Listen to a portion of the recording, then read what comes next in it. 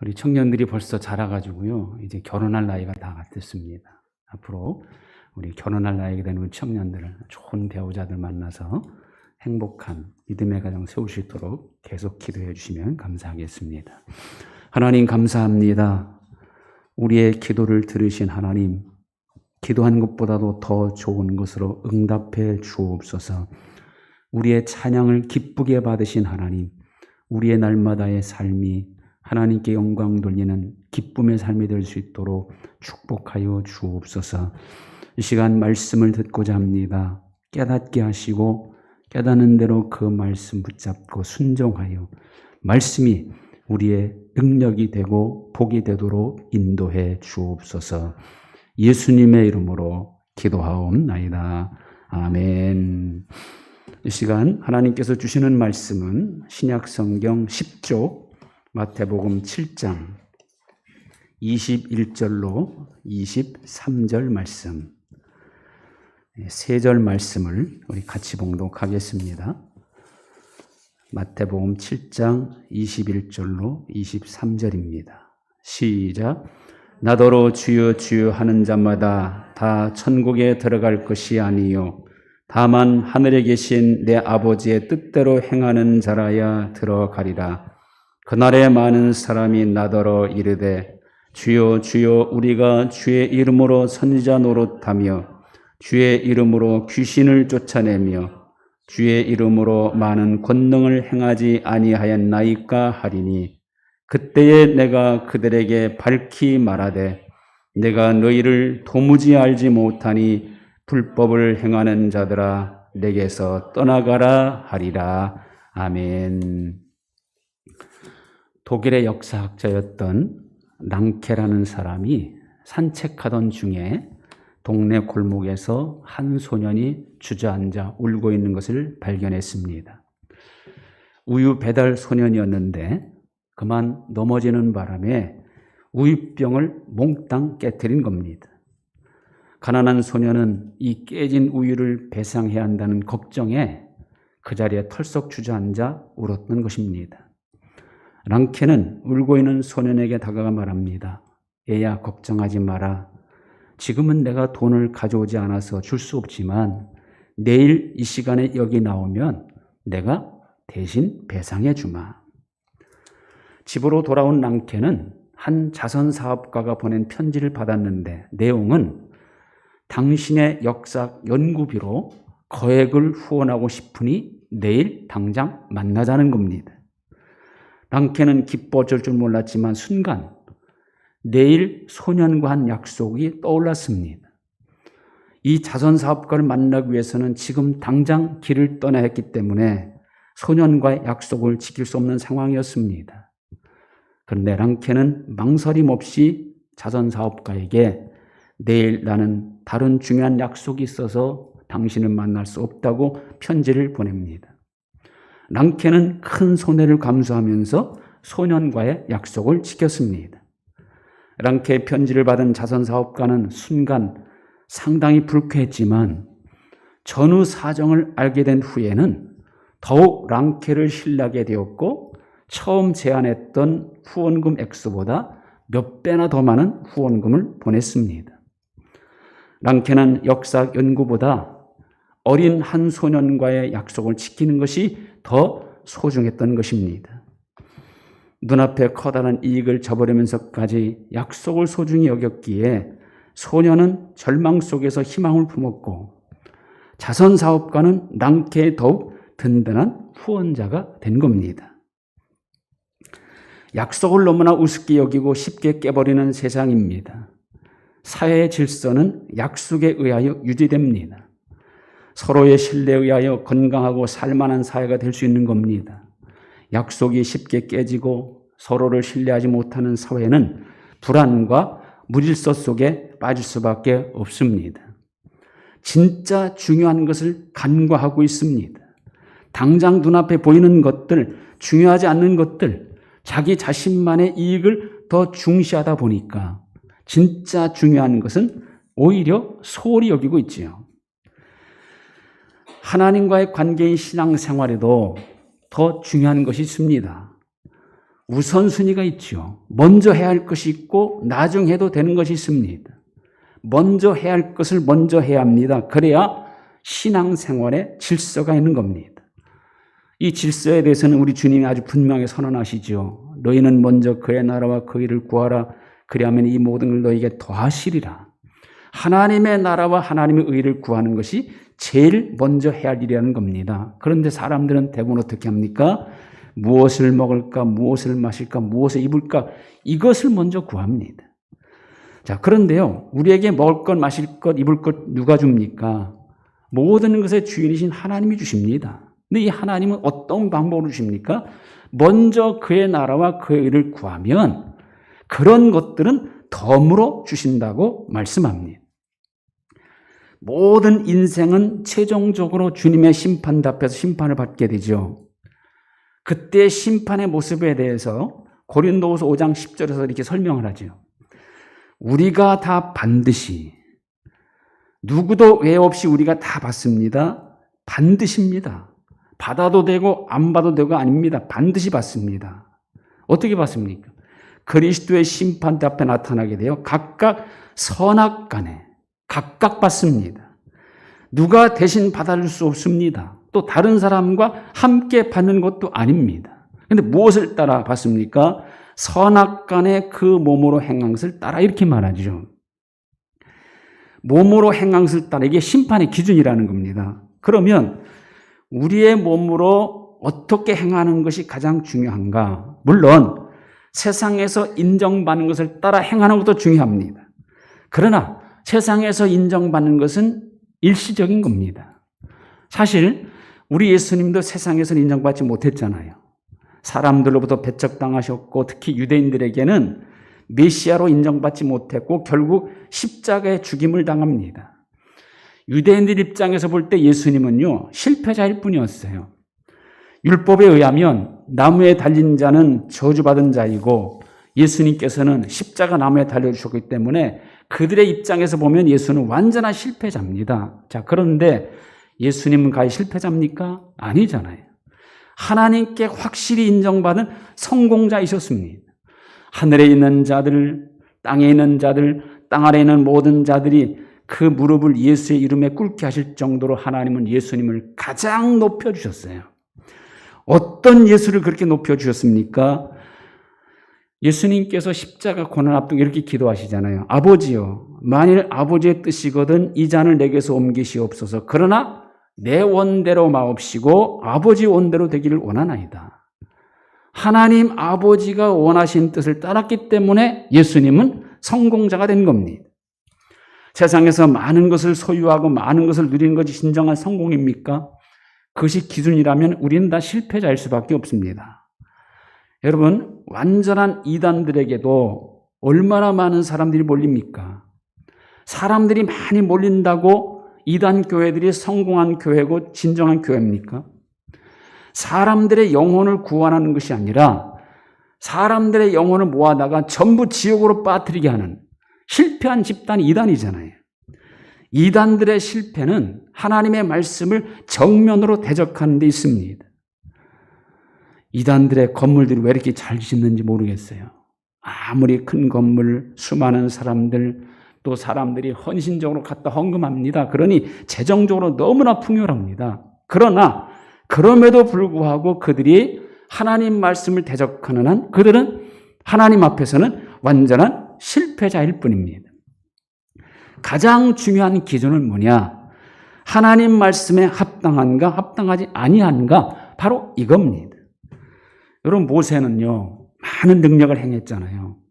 누가 보더라도 이스라엘의 지도자로 성공한 사람입니다. 그런데 이 모세도 실패한 경우가 있죠. 언제입니까?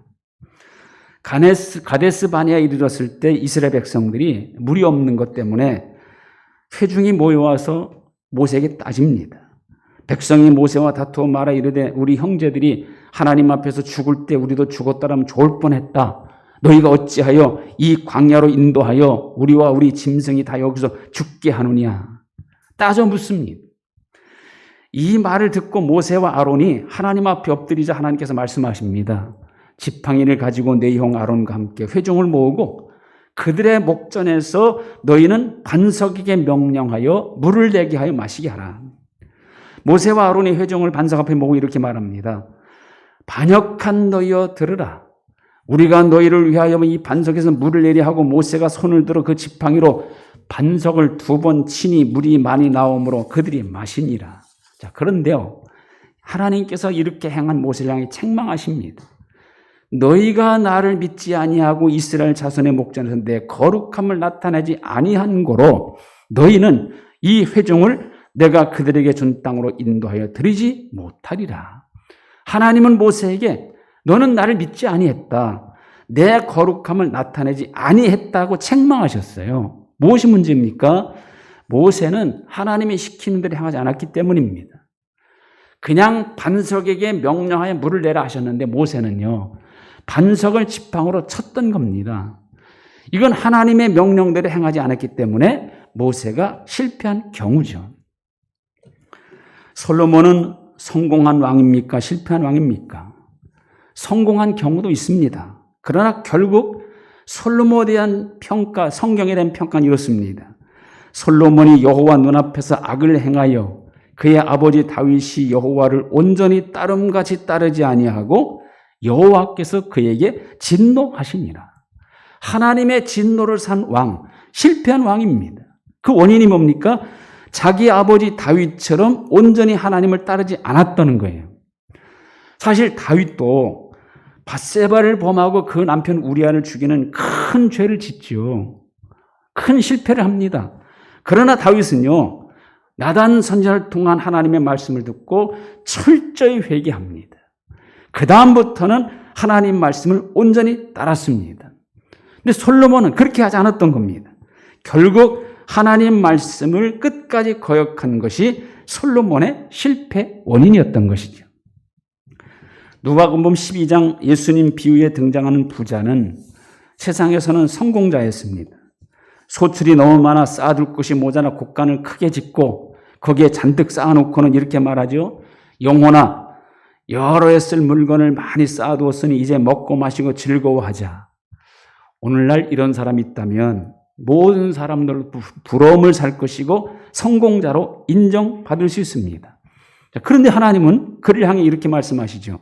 어리석은 자여 오늘 밤에 내 영혼을 도로 찾으리니 그러면 내 준비한 것이 누구 것이 되겠느냐?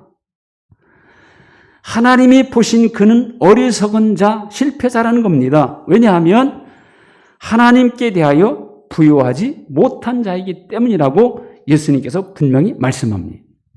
자기를 위해서는 재물을 쌓았지만 하나님 앞에 내놓을 것은 하나도 없기 때문에 그는 어리석은 자가 된 겁니다.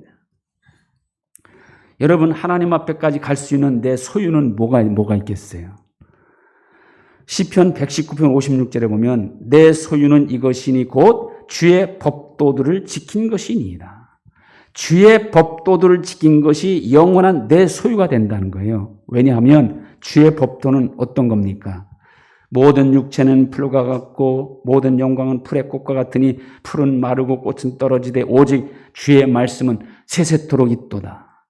주의 말씀, 주의 법도는 세세토록 있기 때문에 그 말씀을 지킨 것은 곧 영원한 내 것이 된다는 겁니다. 하나님께 인정받는 게 가장 중요합니다. 하나님은 무엇을 기준으로 판단하십니까? 하나님의 법을 지켰느냐 어겼느냐 이겁니다. 자, 오늘 그 말씀 예수님께서 친히 하신 말씀이에요. 자, 먼저 천국의 주인이신 주님은 천국에 들어가시는 자격 기준이 뭐라고 말씀합니까? 21절 보면 나더러 주여 주여 하는 자마다 다 천국에 들어갈 것이 아니오 다만 하늘에 계신 내 아버지의 뜻대로 행하는 자라에 들어가리라. 다만입니다. 이것뿐이라는 거예요. 내 아버지의 뜻대로 행하는 자라야 합니다. 그 다음에 최종적으로 그 다음 구절에 보면 주님께서는 뭘 보고 받아들이시고 아니면 쫓아내시는가? 그 기준이 뭡니까? 그날에 많은 사람이 나더이르되 주여 주여 우리가 주의 이름으로 선지자 노릇하며 주의 이름으로 귀신을 쫓아내며 주의 이름으로 많은 권능을 행하지 아니하였나이까 하리니 그때 내가 그들에게 밝히 말하되 내가 너희를 도무지 알지 못하니 불법을 행한 자라 내게서 떠나가라 하리라. 여기 그날은 언제입니까? 최종적인 날, 심판의 날입니다. 그날이 되면 세상에서 주의 이름으로 선지자 노릇하는 사람들, 귀신 쫓아낸 사람들, 권능을 행한 사람들이 주님 앞에 나와서 자신들이 이렇게 한 것을 자랑할 것이라는 거예요. 사실 세상적인 기준과 인간적인 기준을 보면 이 사람들이라면 성공자들 같잖아요. 주의 이름으로 선지자 노릇하는 것 대단한 일입니다. 귀신 쫓아내는 것 아무나 할 수 있는 일이 아니에요. 아주 특별한 능력이 있는 일입니다. 주의 이름으로 많은 권능을 행하는 것, 수많은 사람들이 아마 이런 사람이 있다면 열광하며 쫓아다닐 겁니다. 신앙적으로도 성공한 사람 같고 목회자라면 더더욱이 수많은 사람들을 모을 수 있는, 그래서 크게 성공한 목회자가 될 일입니다. 자, 그런데 보세요. 주님께서 그보다 더 중요하신 것이 뭡니까? 불법을 행하는 자들아 내게서 떠나가라. 아무리 선지자 노릇을 잘했다 해도 그가 하나님의 법을 어겼다면 그는 주님께 쫓겨날 자입니다. 아무리 귀신을 쫓아내는 사람이라 해도 그가 하나님 법을 어겼다면 그도 주님께 쫓겨날 자입니다. 아무리 많은 권능을 행한 사람이라도 하나님의 법을 어겼다면 그 역시도 주님께 쫓겨날 자입니다. 수도 없이 금식하며 기도한 사람이라 해도 하나님의 말씀을 거역한다면 그도 주님께 쫓겨날 자입니다. 기도하는 일, 신앙생활에서 절대로 중요한 일입니다. 호흡과 같은 일이기 때문에 쉬지 말고 해야 할 일입니다. 전도하는 일, 신앙인들의 사명입니다. 바울은 이 사명을 자기 생명보다 귀히 여겼습니다. 자, 그런데 보세요. 그렇게 전도를 많이 한 바울이 가장 두려워했던 것이 있었어요. 그게 뭐냐면 고린도전서 9장 27절에 이렇게 고백합니다. 내가 내 몸을 쳐 복종하게 함은 내가 남에게 전파한 후에 자신이 도리어 버림을 당할까 두려워함이라. 내가 복음을 다른 사람에게 많이 전파했지만 정작 내가 주님께 버림당할 것 같게 두려웠다는 거예요. 그래서 주님께 버림받지 않기 위해서 뭘 했다는 겁니까? 내 몸을 쳐 복종했다는 거예요. 이게 무슨 말입니까? 내 생각, 내 뜻, 내 기준을 하나님의 뜻 앞에 복종했다는 겁니다. 우리 주님은 어떤 사람을 나는 너 모른다, 내게서 떠나가라 하십니까? 어떤 사람에게? 기도 안 한 사람? 아닙니다. 전도 안 한 사람? 아닙니다. 불법을 행하는 자들에게 내게서 떠나가라 말씀하시는 거예요. 여기서 우리는 무엇이 가장 중요합니까? 아무리 열심히 봉사하고 교회에서 귀한 직분을 갖고 있는 사람이라도 그가 하나님 말씀을 거역한다면 그도 주님께서 결코 인정하지 못할 자입니다. 교단 총회장을 하고 노회장을 하고 여러 단체의 장을 하면서 많은 공적을 쌓은 사람이라 해도 정작 하나님 말씀에 어긋난다면 그 역시도 주님께 인정받지 못할 자입니다.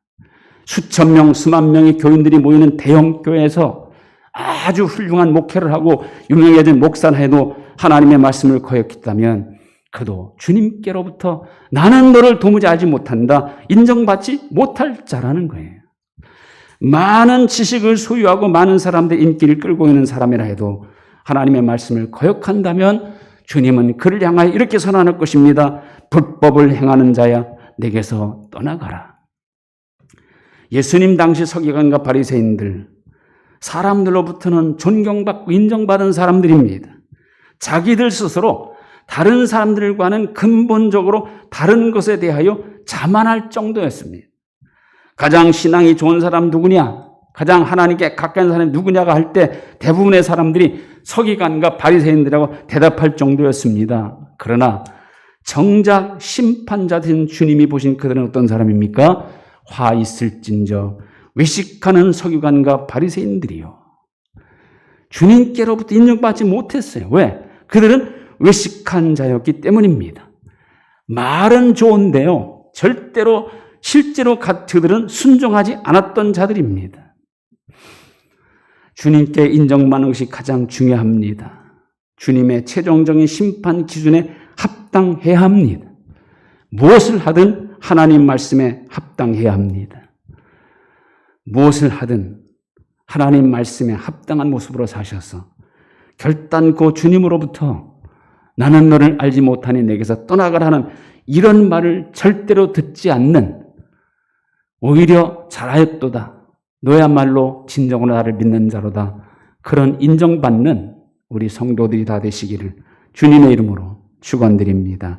하나님 감사합니다. 최종적인 심판자이신 주님께서 가장 중요하게 여기시는 기준은 하나님의 법을 행하였는가 불법을 행하였는가임을 오늘 말씀을 통해 깨닫습니다. 우리는 무엇을 하든 하나님의 말씀에 합당하게 살아갈 수 있게 하여 주옵소서. 그래서 마지막 때 주님 앞에서 너야말로 진정으로 나를 믿는 자로다. 인정받는 진정한 그리스도인들이 다 될 수 있도록 붙들어 주옵소서. 예수님의 이름으로 기도하옵나이다. 아멘. 546장 1절 찬양 드립니다.